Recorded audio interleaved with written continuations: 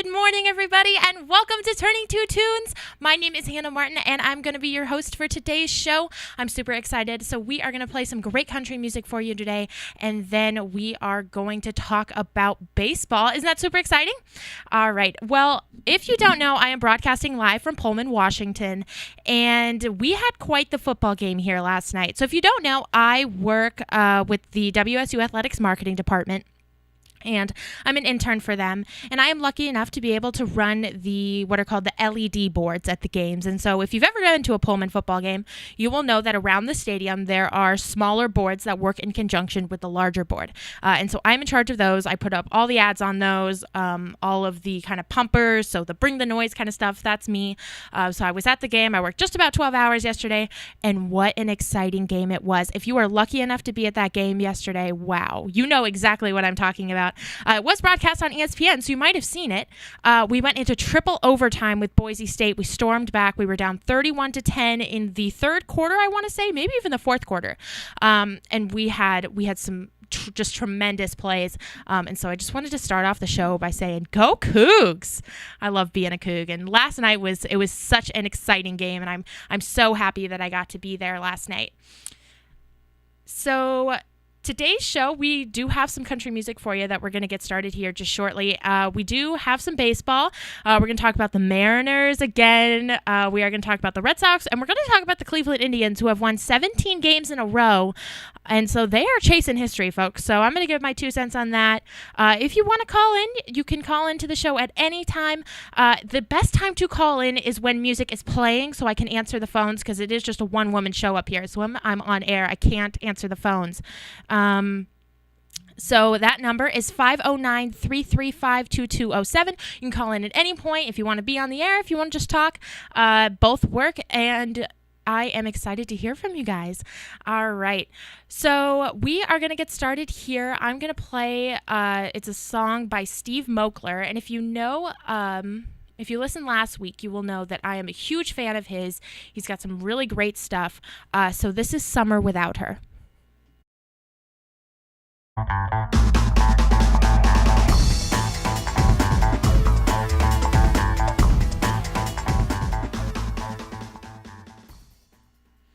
All right, everybody, I am back. And so today we are going to start off the show with the Mariners, of course, everybody's favorite team, especially around these parts in Pullman. We have a lot of Mariner fans. So last week we talked about Mariners pitching staff, and we asked the question, is it the Mariners' year? Is this our year? And of course, I answered no, because when we took a look at the pitching staff, it wasn't great for the Mariners, let's be honest. So today I thought I would take a look at the offense. Now, the Mariners, to be fair, they've won their last 2 games against the Angels. I think before this series they played Houston and they didn't do too well, but they have played the Angels. This is an important series for the Mariners. They definitely want to sweep this. They are chasing the Angels. The Angels are in front of them.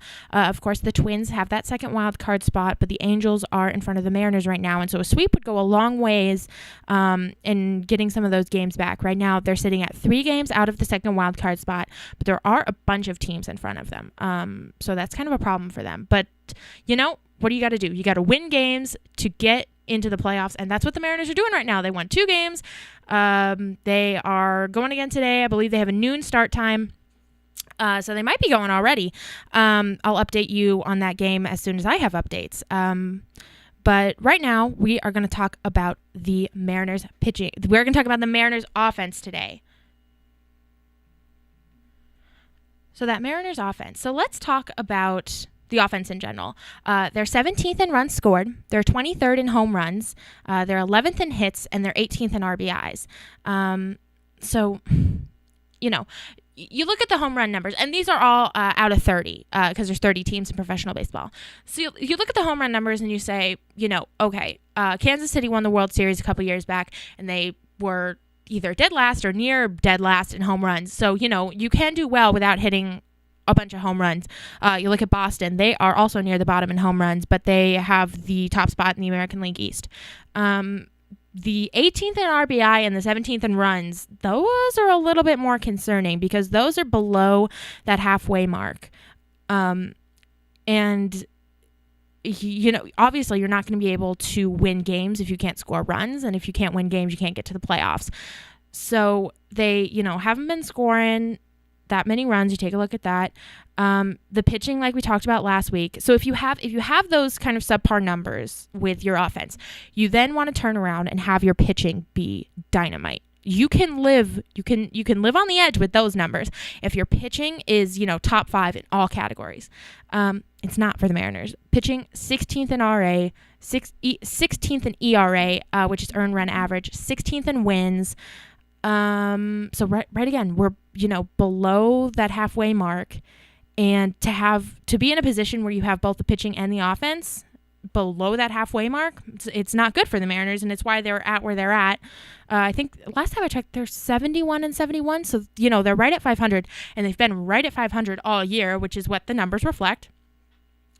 So let's take a look at their 3, 4, 5 guys. And these are the guys traditionally in a lineup that are going to do the most damage for you, that are going to be the guys who are going to drive in runs, who are going to get home runs, who are going to come in big in clutch situations and really do damage for your team. And these are the guys who are going to drive that offense and propel you, the rest of your guys in your lineup.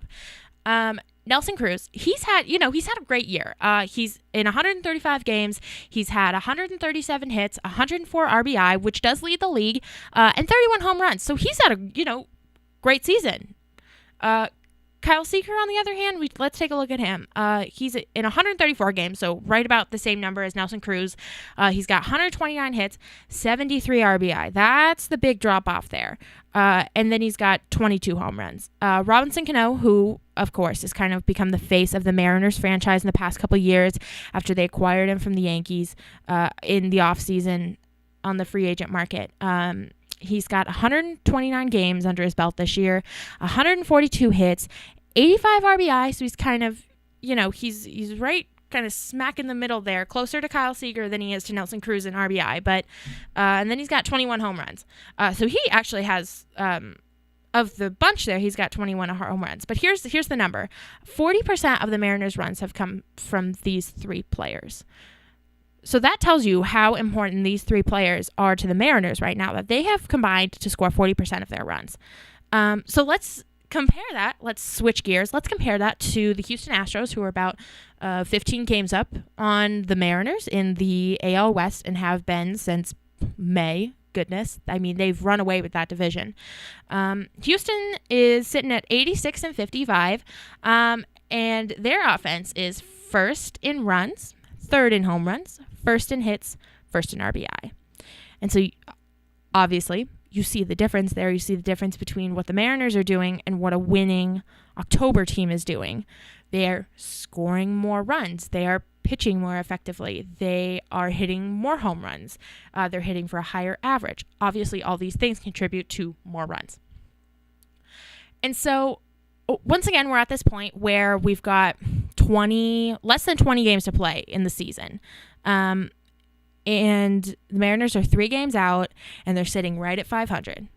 They have been the 500 team all year. They haven't moved. They've been below 500, but they've never really been above 500. There's never been a streak where you're like, yes, this is it. This is the Mariners team I knew could come around and could play above 500 ball. Does 500 get you to the playoffs? Maybe in another year, maybe when there's not such a logjam at the top, but to see a 500 team go to October and play in the playoffs, it's kind of hard to wrap your mind around there. But, stranger things have happened. So we have the question again. Is this the Mariners' year? Do we think it's the Mariners' year? It's going to be a no from me again. And, I'm really sorry. I know you guys, that's not what you want to hear, but that, unfortunately, that's what I've got. It's not the Mariners' year. Yep, there's the boos. I know. But I think we're looking till next year, when everybody's healthy, because the Mariners they've got good core players. They've got those 3 guys that I just talked about, Seager, Cruz, and Cano. They've got Jean Segura, who has been really good offensively this year. He's hitting for 300. He was a great pickup from the Diamondbacks.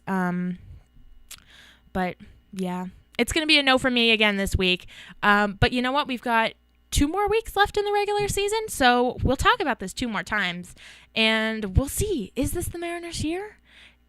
There's still time. They're 3 games out. Let's be hopeful, maybe? Question mark. For me, it's a no, though. I'm sorry, guys. All right, so we are going to turn back over to our music. We are going to play some songs for you here. I'm actually going to play the song. I don't know if you guys heard, but kind of really sad news this week. Troy Gentry of the band Montgomery Gentry passed away in a plane accident as he was on his way to one of his shows this week. And so I'm going to play my favorite Montgomery Gentry song, and my thoughts and prayers are with his family. Right, and we are back. So those last 3 songs that we had were Speed by Montgomery Gentry, She Rides Away by David Nail, which is one of my very favorite David Nail songs. We are going to play my very favorite David Nail song at the end of the show, and Insecure by Ray Lynn, which I just love. Her debut album, Wild Horse, came out this year, and it's full of just great songs. So you should definitely check that out. So the next segment that we are going to do on the show is a segment that was very well received last week, actually. This is Hannah Proves Zach Wrong, and Zach is my 14-year-old brother, and he is streaming live back in Arlington, so he can hear this. So, hey, Zach.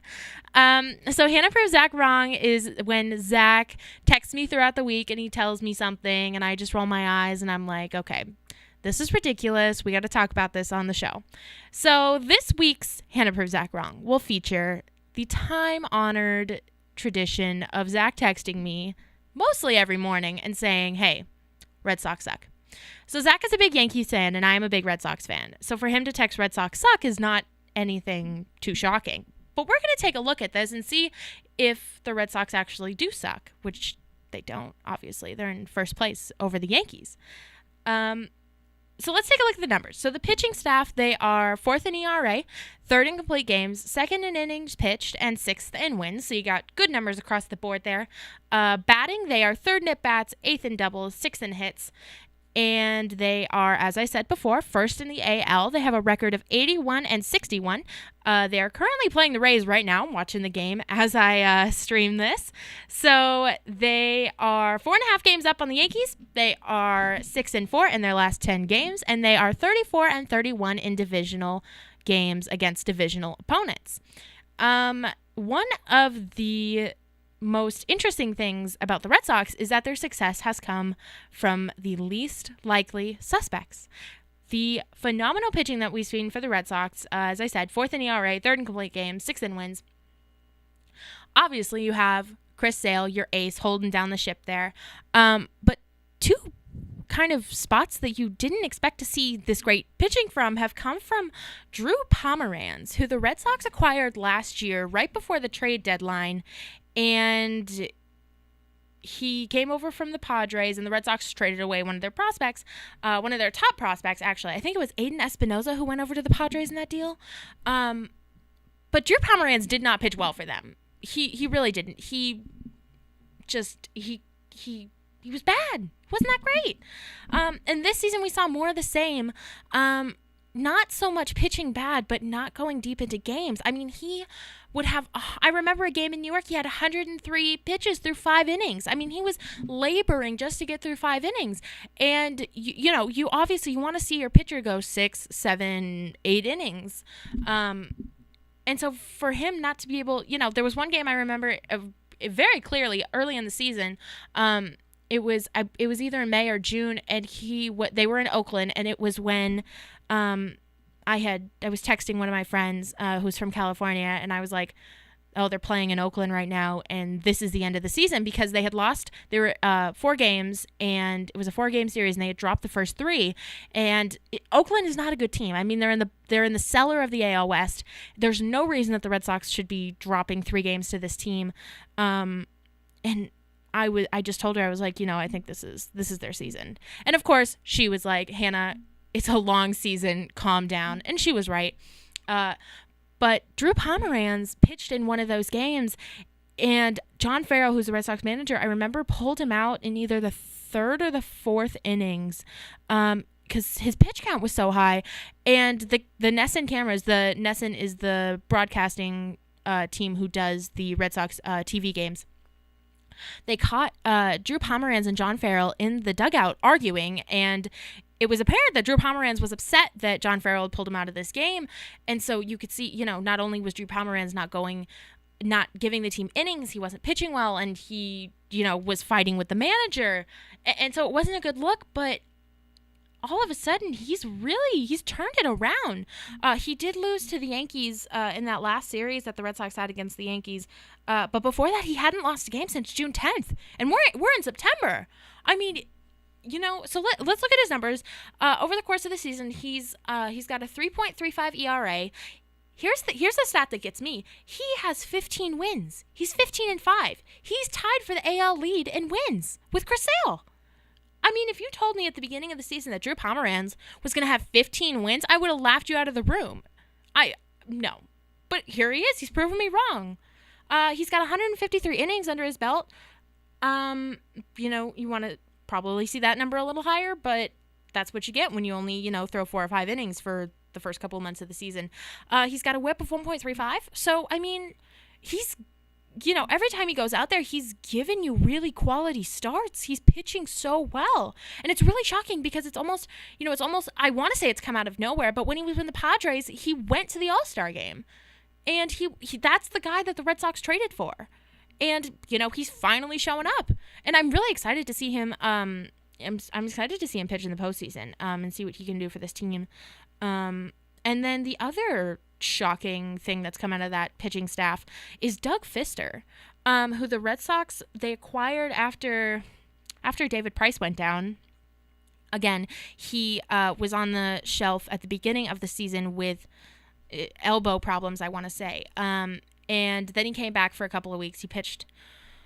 He had a couple of starts that were like really good. He went against the Orioles. I think he went 8 innings of shutout ball.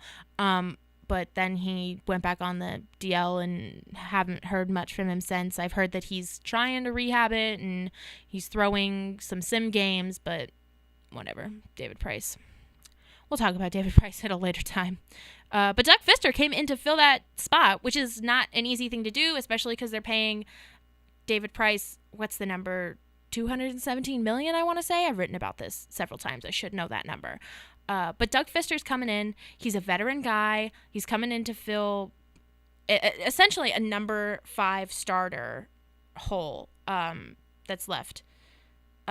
David Price, obviously, not a number 5 starter, but the way everything shakes out, Doug Fister has to come in as that number 5 starter. So he's a veteran guy. He's pitched kind of okay in the past few years. He's not the, pitching phenom that he was with the Tigers back when they were having a lot of success with him. But he has pitched so well as of late. I watched him against the Indians when the Red Sox were in Cleveland. He gave up a leadoff home run to Francisco Lindor, who is the Indian shortstop. And we'll talk about the Indians a little bit later. And I was like, great, here we go, leadoff home run. That was the only hit he gave up in the entire game. He pitched a complete game against the Cleveland Indians. Let me rephrase that. Not Chris Sale. Chris Sale didn't do that. Chris Sale can't pitch against the Indians. Rick Porcello didn't do that. Drew Pomeranz didn't do that. Doug Fister did that.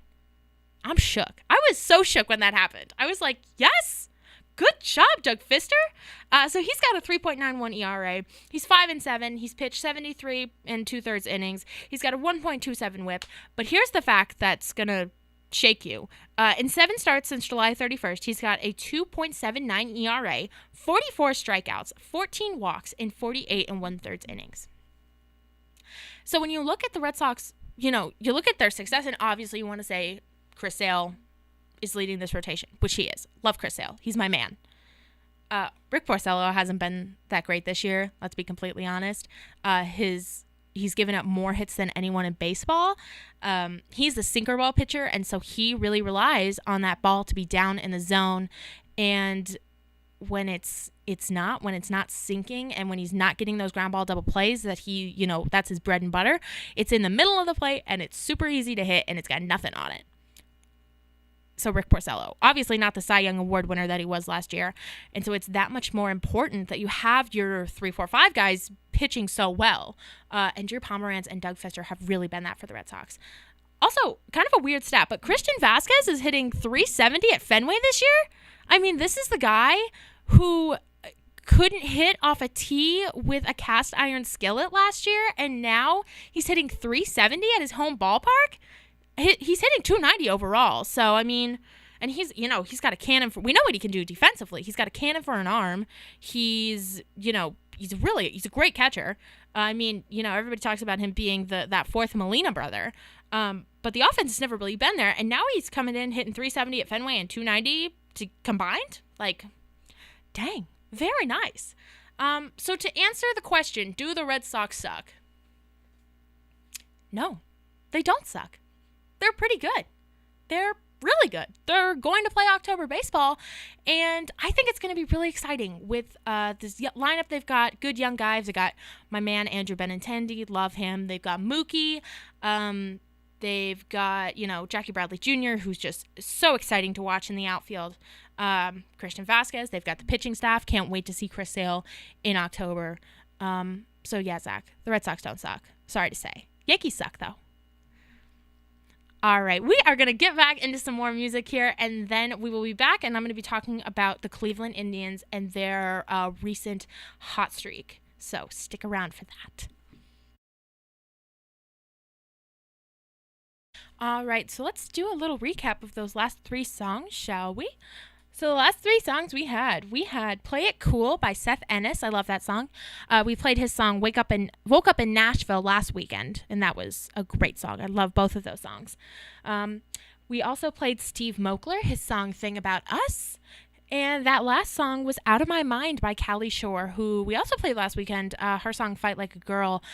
She's got some great songs. Really, I love them. So the next thing we're going to talk about, it's time for one of my perhaps favorite segments. What are y'all mad about today? Which is, of course, a riff off that meme that keeps going around where the lady is sitting in the chair and she's like, what are y'all mad about today? So I'm going to talk about what I'm mad about. We're going to talk about the Apple Watch debacle that's been going on involving the Red Sox and the Yankees. So I'm going to give you a little background if you haven't heard about it. So this is coming from the New York Times. They wrote an article earlier this week. So investigators from Major League Baseball have determined that the Boston Red Sox, who are in first place in the American League East and likely headed to the playoffs, executed a scheme to illicitly steal hand signals from opponents' catchers in games against the second-place Yankees and other teams, according to several people briefed on the matter. The baseball inquiry began about 2 weeks ago after the Yankees general manager, Brian Cashman, filed a detailed complaint with the commissioner's office that included video of the Yankees shot of the Red Sox dugout during a 3-game series in Boston last month. The Yankees, who had long been suspicious of the Red Sox stealing catcher signs in Fenway Park, contended the video showed a member of the Red Sox training staff looking at his Apple Watch in the dugout and then relaying a message to players, who may have been able to use this information to know the type of pitch that was going to be thrown, according to people familiar with the case. Deep breath. So, this story came out. Everyone lost their minds pretty much on Twitter, and they were like, the Red Sox are a bunch of cheaters. I hate them. They're cheating. Someone was like, take away their wins. Everybody's getting suspend everybody. Just suspend everybody. Just, take the team apart. Don't let them play any more baseball. It comes down to the fact that the Red Sox were caught stealing signs using an Apple Watch. I have so many questions about the Apple Watch. Like, what? Stealing signs. If you don't know what stealing signs are, a catcher will flash a sign to a pitcher. So a sign can be a number, like so 1 or 2, he'll flash it with his fingers, or 3, and that will tell the pitcher what kind of pitch that the catcher wants him to throw. So if you ever see a pitcher like shaking his head, so he's shaking off the sign, so he doesn't want to, if the catcher flashes a 1 down, he doesn't want to throw the fastball. So he flashes a 2, okay, we'll throw the curveball. Similar, every team kind of has their own set of signs, something like that. This is nothing new. People steal signs all the time. There have been many on-field incidents where players, pitchers particularly, get angry at base runners who can maybe see the signs and, tell the batter what's coming up. Stealing signs is a part of baseball. It is. It happens all the time. It's nothing new. People who are outraged about it seem not to know this.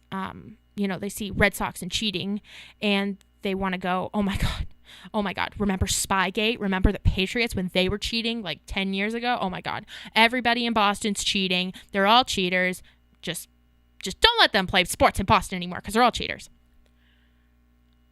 The Apple Watch confuses me. Like, I don't know what they're doing with the, I don't know. I do know that stealing signs is a part of the game. And so for me, maybe you want to say, oh, Hannah, you're a Red Sox fan. You don't have a good take on this. Let's talk about the Yankees for a second. A couple years back, I want to say in 2014, the Yankees got in a little trouble for cheating themselves. Their pitcher, Michael Pineda, who is currently on the DL, he was acquired in a trade with the Mariners, was caught not once, but twice, with a large gob of pine tar on his arm. And so he was using that to get a better grip on the baseball. That's illegal in baseball. You can't use any foreign substances. It's been illegal for a while. But if you talk to players, they will tell you that pitchers use it. It's not really a big deal. There was a game earlier this year where Yadier Molina, who was a catcher for the Cubs, actually had a ball stick to his chest protector. And so he had globbed a bunch of pine tar on his chest protector, and the ball stuck, and everybody was just kind of like, oh, that's wild. What's going on? So it's another one of those things where, it's not a great look, but it's not a big deal to the guys who are going on the field every day. They know what happens. It's a part of the game. You adjust to it. And then when you have people on Twitter being like, oh, wow, the Red Sox are cheaters. They're cheating. Everybody does it. They're not stupid enough to get caught with an Apple Watch like the Red Sox. I'll give you that.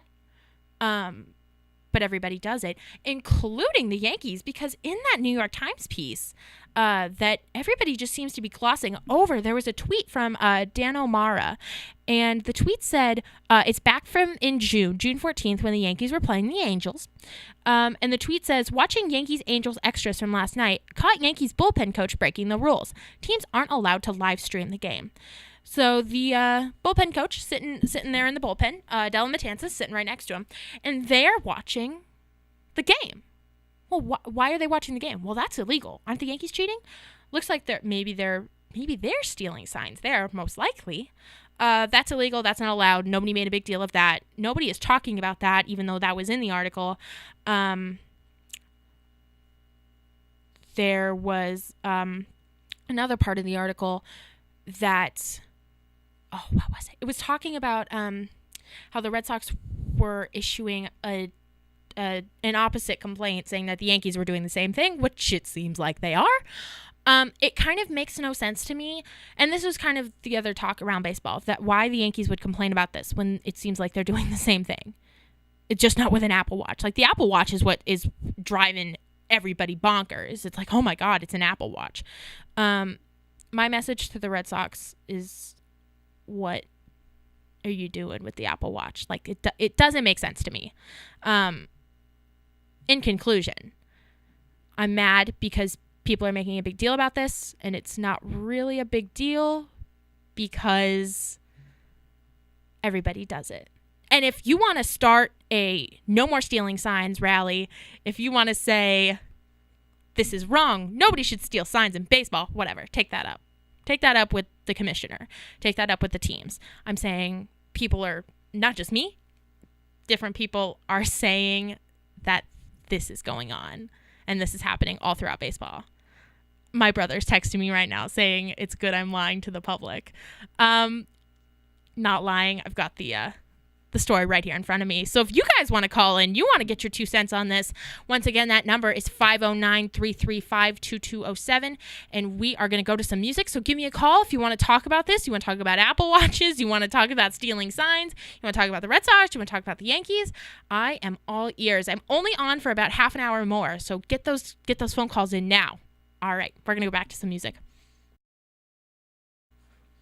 All right, so that little last batch was some of our station favorites there. So some really exciting new music that you might not have heard before, that people have handpicked in our station and really love. So if you want to know who was singing that, we had songs from Hadley Kennery, Valerie June, and The Company Store. So some really exciting songs there. So in our next segment, which I have deemed the strikeout, so it's kind of one of our last segments before we say goodbye for the day, we are going to talk about the AL wildcard. And if you listened last week, you know that I talked about the wildcard and kind of the log jam that you have for that second wildcard spot. So looking at it, if you don't know, there's the American League and the National League in baseball, and each team, the way the playoffs are divided up, each team has a winner from their West divisions, their East divisions, and their Central divisions. And then each league has 2 wild card winners. So right now, the National League wild card has been decided for a while. Looks like it's going to be the Rockies and the Diamondbacks. However, the AL wild card is a really interesting race, and it's just a big log jam. The Yankees have that first wild card spot. They've got that by 2.5 games. They've had that for a while. But that second spot there is where things get interesting. So right now it belongs to the Twins. The Twins have that by 2 games over the Los Angeles Angels. But also in contention, 2.5 games out is Texas. 3 games out are Baltimore and Seattle. 3.5 games out, you got Kansas City. And then 4.5 games out, you have Tampa Bay. So all of those teams are, we're coming in the home stretch here, but it's been this way for at least a couple months now, I want to say. So all of those teams with, 2 months out and your 4.5 games out, you've got, some wiggle room there. But what I wanted to talk about today is kind of the way that we talk about wildcard teams, and especially on some of the bigger networks, is they talk about these teams. So for Toronto, for example, Toronto's been really bad all year. I want to say they're 16 games out of first place in the AL East, something like that. It's a big number. And they're 8.5 games out of the wild card. And yet I just heard this past week on some broadcast I was watching, that, if Toronto goes on a really hot streak, they can still get that wild card spot.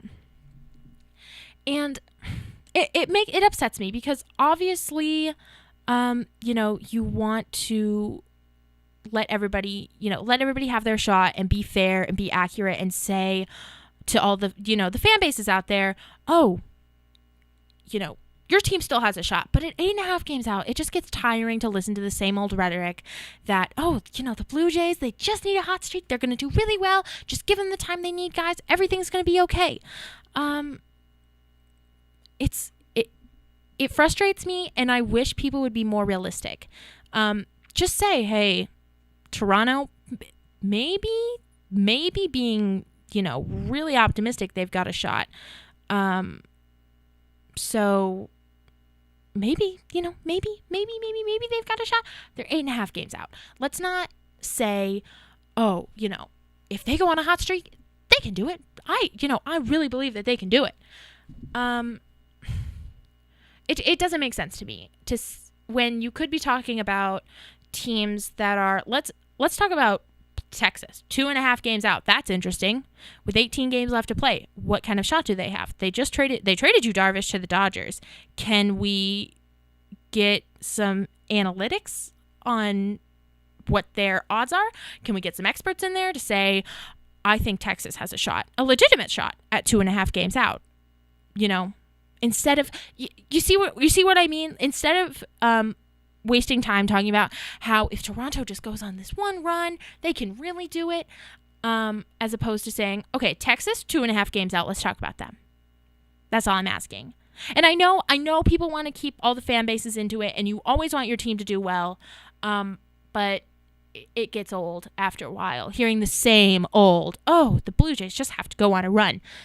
Someone just has to say, no, they're 8.5 games out. They're not going to make it to the playoffs this year. Like, that's just what's going to happen. So yeah. How do you feel about that? Give me a call. 509-335-2207. Let's talk about the AL wildcard. Let's talk about how people present the AL wildcard. I'm only on for about 15 more minutes, so get those phone calls in, guys, okay? All right, we are going to go to some more music here. I'm waiting for your phone calls.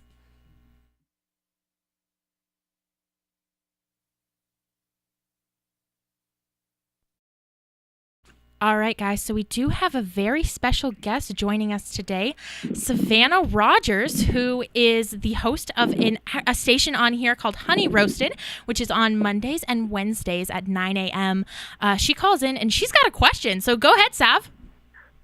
Hi, Hannah. I was just wondering, I heard you talking about the teams going to the playoffs, and I wanted to know how the Mariners were doing, if we had any chances, what your thoughts were, as I know that we're pretty far back right now, and it might not be our year. All right, so Sav is wanting to know about the chances the Mariners have of making the playoffs, which I did touch on earlier in the show, if you guys remember. This is a great question because the Mariners are one of those teams who are in that log jam at the top, and they're about 3 games out. As you probably know, they're playing the Angels this weekend, and they've already taken 2 out of 3. So they're looking for the sweep. They're playing right now. There's only about 18 games left in the season, and with 3 games out, I think it'd be different if there weren't any teams in front of them and it was just between them and the Twins at 3 games. But there are a couple of teams in front of them. They're tied with the Orioles, and then they have the Angels. So it's really good that they're beating the Angels this weekend. If they can get that sweep, that's going to be really great for them. But I'm going to say the playoffs, it's going to be difficult this year for the Mariners, that's for sure. It's really going to depend on if Felix Hernandez comes back and if James Paxton comes back. If they can get those guys back within the next week or so, they're definitely going to have a better chance. It's really tough. I'm going to say no at the current moment, but we're definitely going to revisit this topic next weekend and see where the Mariners stack up then. I'm interested in your thoughts, Savannah. What do you think? I am always true to the Blues, so I'm going to say that we do have a chance because just like last night's game against Boise, we all thought we were going to lose, and we actually did really, really well. I was shocked yesterday during the WSU versus Boise game, and I was screaming when we rushed the field. So I'm hoping that I can have a metaphorical rushing of the field when the Mariners make the playoffs this year. That sounds very exciting. And I am critical of the Mariners, but I really want them to do well. I am from the Seattle area, and it would be, it would be the first time since 2001. It would be so great to see the Mariners in the playoffs. It'd be so great for the city and for the team and for the fan base. So they are 3 games out. I am hopeful that they'll be able to, pull off some magic here, go on a hot streak. But Savannah, who will not be making the playoffs this year are the Toronto Blue Jays. That I am very okay with. I'm very excited that the Toronto Blue Jays are not making the playoffs, as you know me, I do not like that team. I am also. I try to stay pretty unbiased, but I don't like the Blue Jays, and I think not a lot of Mariners fans do. So that's something we can find some common ground on. Well, Savannah, thank you very much for calling into the show. Is there anything else you'd like to add? Thank you for having me. Perfect. No, just go Mariners, go Red Sox, and I will see you later today. That sounds great. All right. Thank you so much, Savannah. It was so great to have her on the air. So if you guys ever want to call in, that number is 509-335-2207. You can call that today. I'm on for about 10 more minutes. You can call that at any time when I'm on, or you can call if there's another show, maybe Savannah's. Honey Roasted, Mondays and Wednesdays at 9 a.m. If you want to call in and chat, that number again, 509